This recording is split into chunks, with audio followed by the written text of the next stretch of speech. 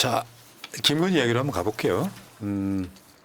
지금 루마니아의 대통령이 한국에 와서 야, 이 진짜 웃기지 않아요? 일단은 이 사건 이전에 네덜란드, 독일 등의 국빈 방문을 못 갔어. 논란 때문에. 결국 명품백 문제가 있었던 거고 못 가서 국빈 방문을 취소하는 사태가 일어났어. 그 후로 김건희가 안 나타나고 있는데 130일이 지났습니다. 이거 공개 수배해야 될 판이야. 근데 보도는 나오잖아. 비공개 일정으로 소화 중이라고. 그런데 루마니아의 대통령이 왔어. 저 사람도 루마니아에선 인기가 별로 없어요. 끼리끼리 사귄다 그러잖아요. 루마니아 대통령이 왔어요. 부인이랑 같이 왔어요. 루마니아 대통령은 난 이거 원했다고 생각해. 루마니아가 우리나라보다 더 선진국은 아니잖아요. 근데 전 세계적으로 한류가 있잖아요. 그러면 이제 옛날에 우리가 할리우드 영화 보는 것처럼 문재인 정부 때까지만 해도 한국 대통령이 G7급이었기 때문에 만나는 것 자체가 그들한테는 지지를 올리는 행위예요. 그러니까 루마니아 대통령이 한국에 왔다는 뜻은 한국 대통령 만나서 지지를 올리려고 온 거에 가까워. 근데 끼리끼리 만난 거예요, 사실 알고 보면. 근데 사진을 올리는데 부인을 분명히 데리고 왔거든. 위 사진이 지금 이번에 루마니아 대통령이고 밑에 사진 저기 독일 총리가 그렇죠. 근데 그때는 부인하고 사진을 같이 찍었잖아요. 근데 부인하고 찍은 사진이 없어. 아니 루마니아 영부인은 무슨 죄예요? 공식적인 행사에 지금 방문해가지고 자기 사진을 전혀 볼 수가 그러니까 대한민국 영부인이라는 사람과 같이 그 움직이는 그 어떤 행동 그 어떤 일정에 대해서 전혀 지금 공개가 되고 있지 않잖아요. 굉장히 저거 외교적인 실례라고 생각합니다. 이게 사실 루마니아가 우크라이나 인접 국가이기 때문에 우리나라하고 그 방산 협력이 굉장히 지금 긴밀해지려고 하는 상황입니다. 그래서 사실은 그 안보 문제가 굉장히 심각해서 루마니아는 이번 방문이 굉장히 중요한데 어떤 뭐 본인들로서는 돈도 많이 쓰고 방산 협력도 하고 안보 문제이기 때문에 대통령 인기의 터닝 포인트가 될 수 있는 부분인데 우리, 김건희 여사가 지금 그런 것 때문에 굉장히 좀 안 좋은 상황입니다. 나 한국 갔다. 지질 좀 올려줘. 윤석열하고 똑같은 입장인 거 맞고요. 근데 그 다음 사진 한번 볼까요? 이게 보면은 이제 부인들이 없는 행사. 지금 저 사진의 오른쪽 상단에는요. 참배도 해요. 현충원도 갔었고요. 그러니까 말하자면 김건희랑 찍은 사진은 안 나오지만 부부가 하는 행사에는 나옵니다. 웃기잖아. 한번 생각하면 웃기잖아요. 대한민국의 대통령 부인이 공식 일정에 나타나지를 못해. 그거 있잖아. 루마니아 대통령 부인은 뭔가 행사를 해놓고도 안 한 것 같은 느낌. 아 근데 푸나님 좀 이상한 게 있는데 총선도 끝나는데 이분이 왜 안 나타날까요? 나도 지금 그거 파고 있어요. 좀 궁금해지는데 갑자기 뭔가 좀 얼굴 쪽에 뭐 어떠한 변화가 혹시 아니 있었을까요? 그런 의혹도 있어. 그러니까 지금 들어오고 이제 그 시간에 얼굴 고쳤다는 이야기도 있는데 그건 나타나 봐야 알겠고 문제는 여기서 돌출되는 김건희 종합특검을 좀 피해보고 있다. 이런 의도도 있을 것 같은데 그렇다고 안 나타날 수는 없잖아요. 이분이 안 나타날 분이 아니거든요. 아니 그러니까 저는 진짜 이해가 안 되는데 뭐 김건희 여사가 뭐 이제 뭐 공식 행사가 있다라고 보도가 되지 않았습니까? 이번에 자꾸 댓글창에 루마니아라고 하시는데 그러시면 뗐지. 루마니아 대통령이 이번에 그 부부와 함께 한국에 오기 때문에 일정이 있기 때문에 김건희 여사가 드디어 공식 행사를 한다라고 하는데 그 공식 행사가 비공개라는 거죠. 그러니까 공식 행사면 보여줘야 되는 건데 그게 지금 비공식이 되어버린 거죠. 굉장히 국민의 한 사람으로서 이해가 되지 못하는 상황이죠. 뭔가 비공개 사과와 일맥상통하는 게 있는 것 같습니다. 웃기잖아요. 숨어서 다니는 거잖아. 솔직히 말하면 숨어서 다니는 거잖아요. 숨어서 총리 비서실장 다 뭐 자기가 지금 하고 있잖아요. 예. 근데 그거 세금 들어가요. 그럼요. 경찰이 경호해야 되고요. 저번에 팬디 매장에 경호원도 서 있는 거 봐요. 그러니까 국민을 절로 보는 거야. 명품백을 못 사가지고 미치고 환장해서 세금 써가며 투표도 숨어서 하는 사람이 비공개로 나타났는데 정상회의라고 하는 건 이게 정상회의야말로 기본적인 첫 번째가 침묵이거든요. 우위를 다져. 그렇죠. 그 가까움을 만들어서 국가의 현안을 논의를 하고 서로 윈윈하자는 게 외교예요. 근데 대통령 부인이 못 나타나. 그럼 당연히 상당수의 언론은 거기에 대해서 질문을 해야죠. 왜 대통령 부인은 외교 석상에 못 나타나는가가 주요 이슈가 돼야죠. 그게 안 되고 있다는 게 문제고요. 이제 다시 원점으로 돌아가 보겠습니다. 김건희 대선 때 기억들 하실 거예요. 허위 경력 학력들만 갖고 대국민 사과를 저렇게 했어요. 아마 김건희 역사에 가장 비굴한 장면이었을 거예요. 김건희 역사에. 윤석열도 마찬가지고. 근데 여기에 다른 의혹들도 있었거든요. 표절이라든지 뭐 주가적 의혹은 싹 빼고 당시에 경력 이력을 속인 점에 대해서만 두루뭉술이 퉁치고 남편이 대통령이 되는 경우라도 아내 역할에만 충실하겠다 했어요. 그러면요. 저걸로 김건희가 지금까지 해왔던 모든 악행은 끝났어야 해요. 이걸 분기점으로 해서 김건희가 완전히 범죄와해 단절을 했어야 돼. 이전에 뭐가 있었냐고요. 주가적 사건도 있었고 협찬 의혹도 있었고 있었잖아요. 그런데 이 시점 이후에도 디올 쇼핑백 받는 것 같은 최근에 최재형 목사를 지금 스토킹 혐의로 수사를 한다는 거 아니야? 나 미치겠다. 그러니까 김건희는 이게 문제라는 거예요. 저렇게 국민을 대충 속이고 기억들 하시겠지만 외교 나가가지고 어디였더라 거기가? 거기 가가지고 명품 쇼핑하러 가기도 하고 리투아니아. 리투아니아에 네. 그러기도 하고 네. 그 사이에 얘는 당선되자마자 남편이 당선되자마자 고속도로. 자기네 땅을 갖고 있는 땅의 고속도로의 종점을 씌워버려요. 결국에는 김건희는 대통령의 부인만 아니면 굉장히 오랜 기간 동안 감옥에 있어야 될 피의자입니다. 피의자 이재명은 안 만난다면서 피의자랑 살고 있는 게 윤석열이잖아. 아, 살고 있는 건 맞죠? 뭐 별거를 하거나 그런 건 아니죠. 김건희 직접 물어보시기 바랍니다. 이거 뭐냐면은 우리 대선 때 본부장 비리예요. 본부장 비리. 본인, 부인, 장모 비리. 그냥 범죄 가족이에요. 여기에 더 추가된 겁니다. 김건희의 혐의에 더 추가된 거예요. 고속도로 종점 바꾼 거. 디올백 받은 거. 그리고 더 추가되고 있는 거예요. 예, 그리고 그린벨트도 풀었는데 풀었죠. 예, 그것도 있고 한두 가지겠습니까? 그러니까 이제 정말? 그게 그린벨트 푸는 거는 행정의 영역이기 때문에 범죄라고 말하기는 좀 어려운 측면이 있지만 조사해봐야죠. 그러니까 그 뭐냐면 이게 행정의 영역이야. 권한이죠. 권한. 그거를 푸는 것은 범죄 행위라고 보기는 어렵지만 명백한 범죄 의혹은 수사를 해줘야 되는 거죠. 그리고 최근에 최은순 장모 최은순을 지금 가석방으로 빼려다가 지금 또 역풍 불까봐 잠시 보류. 다음 달에 하겠다. 그러면 7월달에 금방 뭐 다가오는 상황이 되는 거고.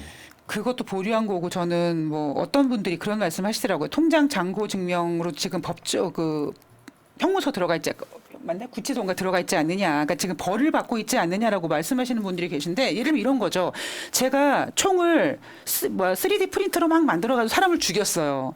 그런데 사람 죽인 것에 대해서는 벌을 받지 않고 그 불법으로 무기를 만들었다는 거에 대해서는 죄를 받았다고. 그러니까 지금 저는 그렇게 비유를 하고 싶거든요. 정확한 네. 비유시네요. 그러니까 지금 이 통장 증명서를 그냥 만들었다라는 거에서 지금 징역 1년인 거잖아요. 진짜 이거 가지고 사용했고 거기에 대한 지금 죄는 지금 처벌도 안 받았잖아요. 그러니까 그렇게 장모 최은순이 지금 구치소에 있다라는 것에 대해서 그렇게 약간 예쁘게 포장하는 그런 이직들도 계시더라고요. 범죄 가족이에요. 윤석열도 저런 그러니까 예를 들면 고발 사조 같은 거, 최상병 수사 개입이라든지 이런 범죄 의혹을 갖고 있고 부인은 말할 것도 없고 장모도 말할 것도 없고 장모는 심지어 지금 감옥에 갇혀 있어. 처남도 마찬가지고. 그러니까 이건 이제 이런 이야기를 하죠 사람들이. 윤석열이 왜 김건희 있다. 다른 말로 상황. 김건희 못 건드린다. 그 김건희 여사라고 안 붙이면 방송사 징계해버려. 저는 진짜 이 대통령 가족 자체의 존재가 정말 대한민국 민주주의에 대한 도전이라고 생각합니다. 정말 힘들게 우리가 민주화해서 여기까지 선진국 시스템 만들었는데 아 이런 일이 일어날 거라고는 저는 사실 좀 생각하지 못했습니다. 그러니까 그런 거죠. 보통의 그게 보수 정권이라고 해도 내가 대통령에 있는 사이에는 뭔가 국민 무서운 줄 알고 이거 들키면 정말 정권이 위험해진다 할 정도로 조심하고 살아요. 아, 그러다가 그럼요. 뜻하지 않은 곳에 친인척 중에 돈 받은 사람 나오기도 하고 근데 그런 사람들은 바로 대통령이 엄단해서 처벌해버리고 그렇죠. 김영삼 하면 아들도 감옥 보내고 김대중 대통령도 아들도 감옥 보내고 심지어 이명박이는 자기 형 감옥 보내고 그랬단 말이에요.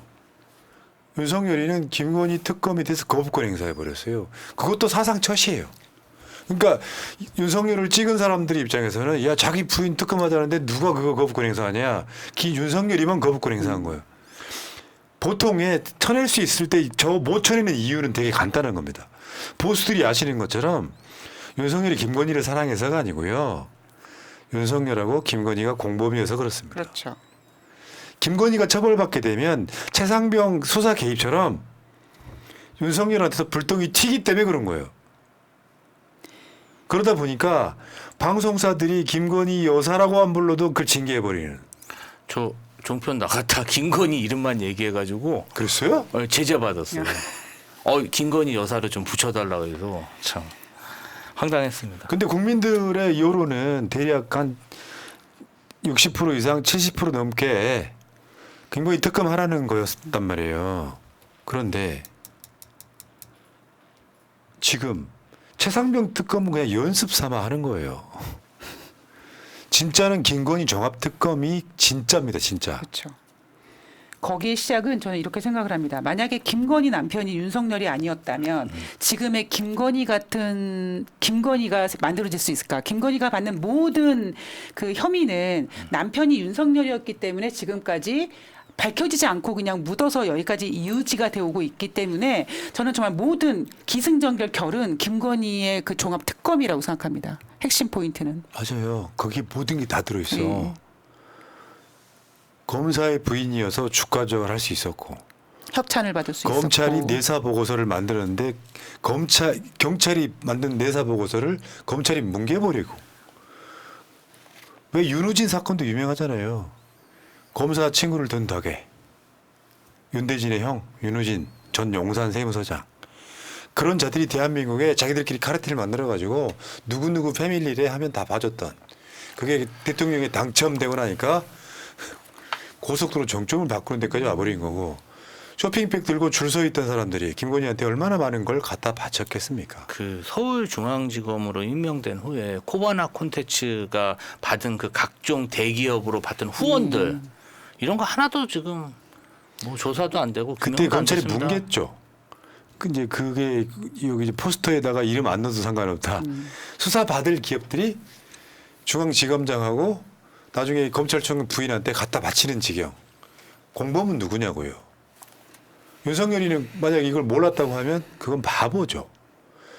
이성윤 지검장 있죠. 지금 국회의원 대신. 난 감동 먹었다. 검사가 되고 나서 몇 가지 나쁜 꼴을 보고 나서 술을 안 먹었답니다. 술을 아예 끊었다는 거야.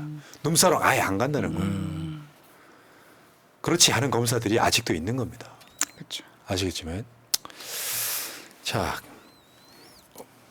근데 민정수석실 부활한다 그러죠. 법률수석이라는 이름으로. 근데 저게 뭐 민심 소통이라고 그랬거든. 민정수석실은 뭐 민심을 전달하는 역할도 해요. 하긴 하는데 주로 이제 공직 기강 잡는 거지. 그렇죠. 뒤에 이제 야, 이 비리 있나 없나 이렇게 슬쩍.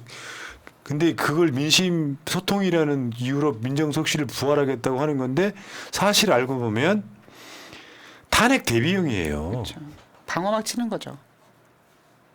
김건희 수사 특검 등에 대해서 어떻게 대처할 건지 같은 걸 다 포함해가지고 거기에 지금 이복현이 가는지 안 가는지 한번 봅시다.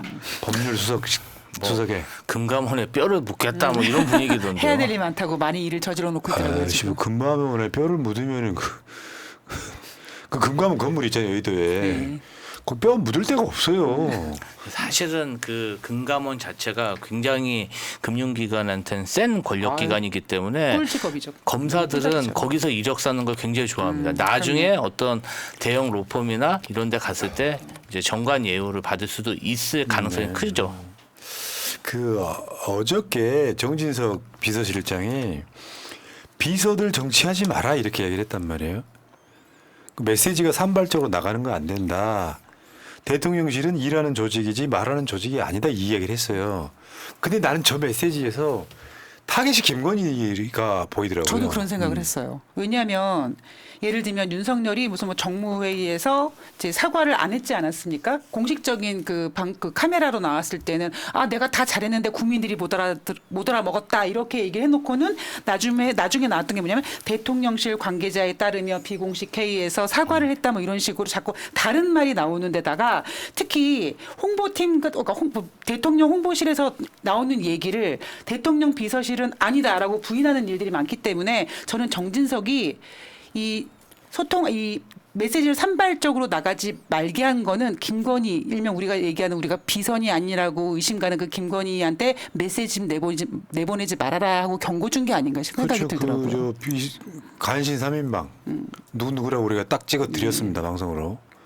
그런 메시지 속에 이거 있잖아요. 우리가 그 제2부속실 없애고 났을 때 실제로 부속실 대통령을 담당하는 제1부속실에서 제2부속실 역할까지 똑같이 한다 그랬잖아요. 근데 용산 대통령실은 제일 중요한 게 어떤 메시지가 나오면 이거 VIP 메시지인지 VIP 전달 하달 사항인지 아니면 KK 하달 사항인지가 먼저 묻는 거라고. 그들이 이제 암호로 부르는 게 KK가 김건희를 뜻하는 거예요. 그런 정도의 위치에 있다 보니까 매번 대통령 비서실 인사가 있을 때마다 누구 라인이라는 얘기가 꽂히는 거잖아요. 김건희가 코바나 컨텐츠하고 무슨 뭐 대학원 다니고 하면서 자기 인맥이 있어서 이런 사람들을 대통령실 비서로 꽂는다는 얘기는 공경한 이야기니까 그렇다 보니까 지금 대통령 비서실에서 이런 게 있죠. 윤석열은 김건희를 그냥 방치를 해. 방치가 아니라 김건희가 화를 내면 윤석열이 쩔쩔매는 단계에 이르면 그걸 상황이라고 하죠. 그렇다 보니까 비서실 내에서 김건희 라인 통해서 들어온 사람, 비서실에는 김건희 라인뿐만 아니라 국민의힘 몫으로 들어오는 사람, 국민의힘 중진들 중에 친윤핵관 몫으로 들어온 사람 많이 있을 거 아니에요. 그 라인들 중에 김건희 라인이 가장 파워를 갖고 있는 거죠. 왜? 김건희랑 직접적인 연관이 있을 뿐더러 이 사람들은 누구나 다 알고 있는 거야. 저거 김건희 KK 라인이라고 알고 있는 거예요. 그렇다 보니까 심지어 박영선, 양정철을 국무총리 비서실장 등으로 꽂으려고 한다. 보도가 나갔어. 그러니까 다른 라인. 김건희 라인이 아닌 쪽에서는 아니다. 그런 걸 검토한 적 없다 하니까 김건희 라인에서 그걸 반박을 한 거예요. 아니다. 검토한 적이 있다가 나온 거야. 다 익명이었지만. 그러니까 얼마나 파워게임이 이루어지고 있는지 대충 알겠죠. 이게 이제 일하는 사람 측면에서 보면은 미치는 거죠. 뭐냐면 그래요. 이제 언론인을 담당하시는 분들이 있잖아요. 이분들이 상당히 힘들어요. 주말에도 어떤 사항이 터지면 전화도 받아야 되고 또 어떤 입장을 발표할 때도 굉장히 긴장하면서 일을 많이 하기 때문에 경무예요. 그런데 이런 분들이 모르는 사항을 다른 사람이 발표했다 한번 생각해 보세요. 그 순간 기자들한테 바보 돼요. 그렇죠. 정말 망신스럽거든요. 그러면 이분들이 하는 행위가 얼마나 조직에 그러니까 정말 아나무인인 거예요. 내가 하고 싶은 대로 다 하는 거예요. 정말 이 체계고 뭐고 다 망가뜨리고. 그런데 정진석 비서실장이 경고를 줬다? 저는 이거 경고 아니라고 생각해요. 그냥 무릎 꿇은 거예요. 이런 경우가 발생하면 조직에서는 잡아냅니다.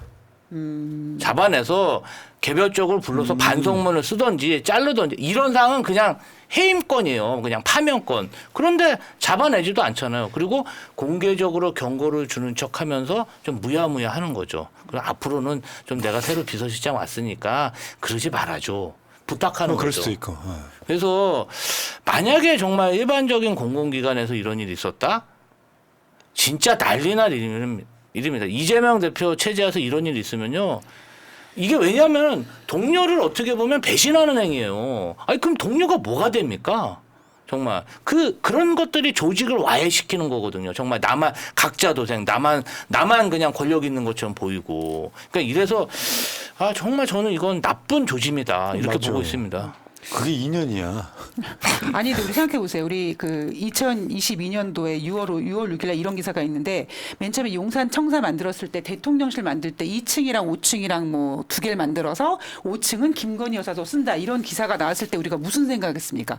아, 김건희가 대통령 노릇하겠네라는 거를 이미 우리는 알고 있었잖아요. 그러니까 첫 단추부터 이렇게 될 줄도 너무 뻔히 보였던 건데 지금 이게 정말 엉망진창이 된 거죠. 여기 홍보실에서 나오는 맞죠. 얘기 다르고 대변실에서 나오는 얘기 다르고 이렇게 된 거죠.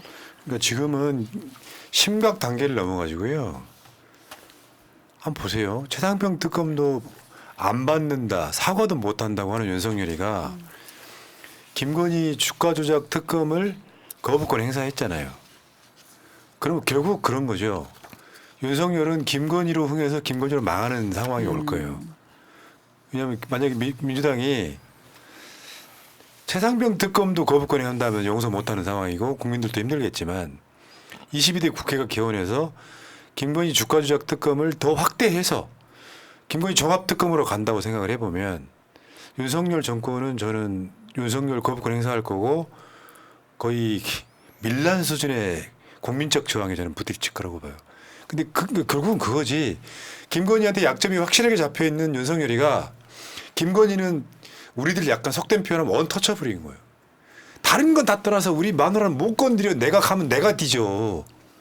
이 구조 속에 김건희가 그 기세 등등해가지고 총선을 저렇게 대패하고도 경호원들 데리고 명품 쇼핑하러 갈 수 있는 호연지기는 뭐 그래도 대통령이 난데 우리 남편이 대통령인데 나를 어떻게 하겠어라고 하는 저게 바뀌지 않는 한 저는 윤석열 정권은 결국 그걸로 망할 거다 이렇게 보는 거고요.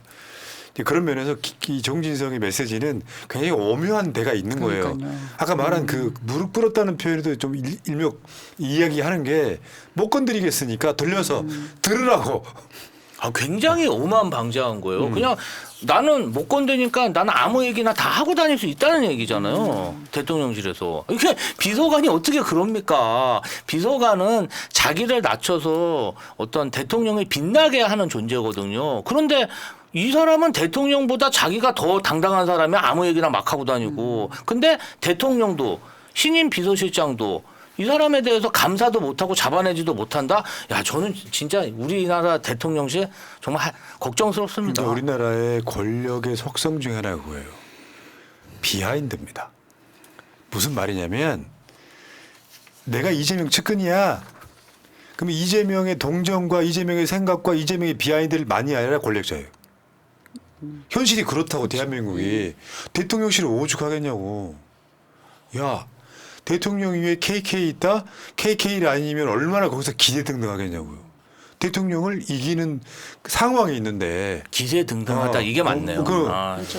그러면 민주당도 대략 그런 사람들 많잖아. 진짜 권력자는 삼선 의원이 아니고 굳이 말하자면 이재명 대표 지근거리에서 수행하는 사람일 수도 있는 거야. 그거 안 만들려고 민주당 이재명 대표는 시스템을 만들어서 뭔가를 하잖아요. 대한민국 사회의 고질적인 문제 여기서 터지는 거죠. 그러니까 최상병 특검으로 시작해서 김건희 특검으로 끝날 가능성이 매우 높아요. 민주당은 그랬다 큰일 납니다. 제가 만약에 김건희 입장이면은 그 윤석열이 대통령 후보 시절에 손에 왕자 쓰고 무속에 대한 이야기 많지 않았습니까? 그러면 남편한테 당신 나 때문에 대통령, 그러니까 내 덕에 대통령 될 수 있었어. 그 기세로 좀 더 기세등등한데 아까 푸나님께서 말씀하셨던 것처럼 결국 김건희 때문에 윤석열은 그 자리에서 내려오게 될 거라는 그 슬픈 결말, 고소한 결말, 예상이 시원을 넣을 것 되잖아요. 같아요. 예. 가장 폭발력이 큰 거예요. 보수에서도 지켜주기 힘든 거예요. 25만 원 지급은 보수 어르신들 머리가 퇴화돼 있어가지고 윤석열의 주장에 동감하는 사람들 꽤 많이 있을 겁니다. 이준석이처럼. 근데 김건희 문제는 보수의 상당수가 이반할 수밖에 없는 이슈예요. 그러면 지금 방법이 있어. 내가 비대위원장 가긴 가야 되겠다. 뭐냐면 김건희가 저번처럼 나서서 기자회견 하면서 일단 대국민 사과를 하고 수사 받으러 가겠습니다 해야 돼요. 그러면 중앙지검에서 수사를 하잖아요. 소환도 좀 할 거 아니에요. 그러면 윤석열 지지율 안 떨어져요. 오히려 보수가 결집을 하지. 그 상황에서 민주당이 종합특검 하겠다고 하는 걸 무력화시킬 수 있어요. 그러니까 연타로 오는 특검이 있잖아. 최상병 특검, 김건희 종합특검. 뒤에 오는 특검은 무력화시킬 수가 있는데 안 하잖아요. 왜? 대통령이 내 아래에 있는데요. 알아서 지켜주겠지.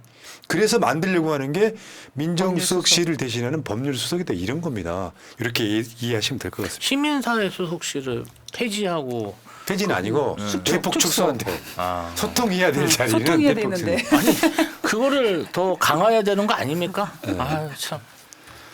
알려주지 말라 그러시는데요. 알려줘도 안 하니까 문제지. 그 원칙과 기준이 세워져 있어야 쟤들이 뭘 잘못하시는지는 아실 거예요. 그리고 김건희 종합특검으로 저는 망할 거라고 봐요. 결사항전하다가 루마니아 옛날 대통령처럼 될 수 있습니다.